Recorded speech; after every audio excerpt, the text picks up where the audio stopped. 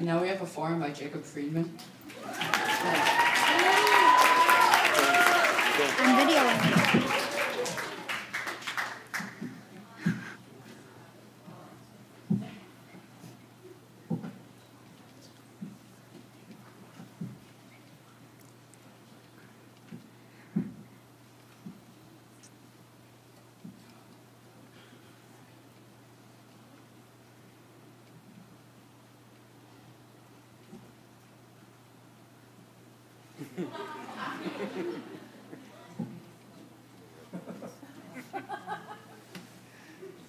The Red Sox are better than the Yankees.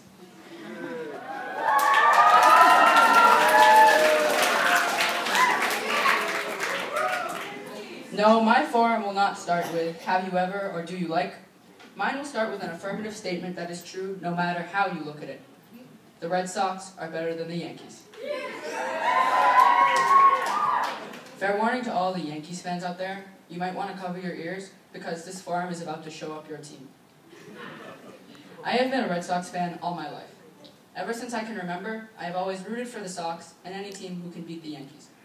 For example, when I was 5 in 2003, I did not know much about the world, except that I hated the Yanks. The World Series that year was between the Florida Marlins and the Yankees, and the Marlins won. To this day, I can distinctly recall the joy of seeing the Yankees lose.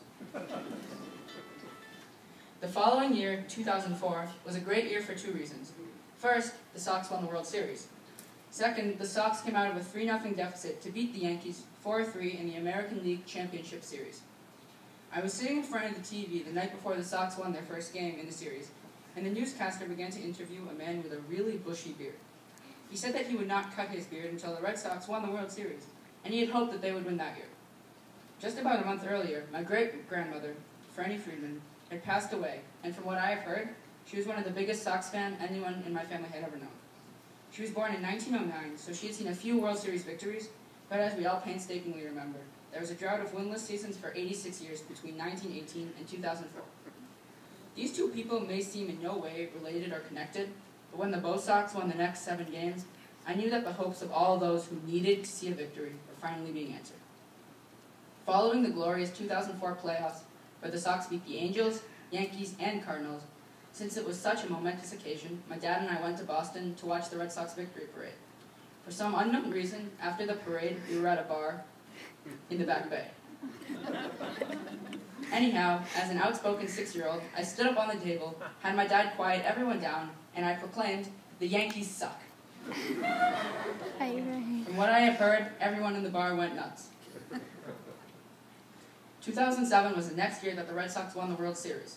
At the beginning of the season, I had made a bet for some ice cream with a Yankees fan who thought that the Yankees would do better than the Sox. If you have listened to any of this forum so far, you could be sure that I agreed, for I knew that the Sox would do better.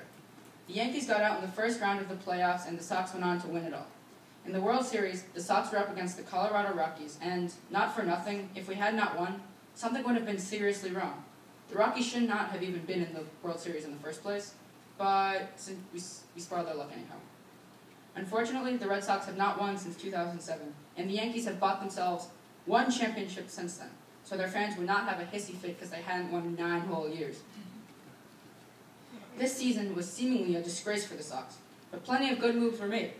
Even though hiring Bobby Valentine and getting rid of Kevin Youkilis were terrible moves for Boston, we managed to unload a huge amount of our payroll on the 4-player trade to the Los Angeles Dodgers. In fact, we are now spending about half of what was being spent in August before the trade. Now the Sox management staff can make better choices on how to spend the franchise's money and on which players to spend it on. The Yankees, on the other hand, are trying to get their team payroll under $189 million so they won't have to pay a 50% tax. They are trying to do this by putting 3 of their top players on the free agent market, paying 3 of their oldest players at least $10 million a year, and 2 of their top players are injured as well. This is a bad combination that is really hard to rebound from quickly, even if you have the most money in the MLB. Last season, the Baltimore Orioles, who were predicted to be quite awful, ended up in the playoffs. The Tampa Bay Rays were fine, and the Toronto Blue Jays just completed a major trade, giving them 3 of the best players in the league. Most seasons, these 3 teams in the American League East Division are terrible, but in the next decade, they could be seen as competitors for the playoffs. This situation is not great for the Sox, but is even worse for the Yankees. This offseason, the Red Sox have access to money and free agents, and the Yankees seemingly have neither. Even though we might not be able to pull out on top in the coming year, we can start putting together a team to compete in our division. Ben Sherrington, the Red Sox general manager, has already signed a manager for the next season, John Farrell, who has worked in Boston before as the pitching coach during 2 victorious seasons. He knows our pitching staff, which just needs a little bit more fine-tuning since last season. The team has also most recently signed the big names of Mike Napoli and Shane Victorino, already has very strong fielding and batting, and will have a good position in the 2013 draft. Over the years, us Sox fans have seen the highs and lows from the Red Sox organization. However, we cannot give up hope.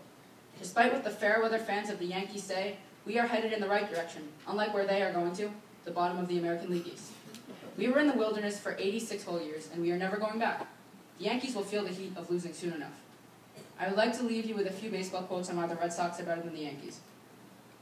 Rooting for the Yankees is like rooting for the house in blackjack by Adam Morrow, and I like the Red Sox and anyone who beats the Yankees. A common t-shirt. Thanks for listening.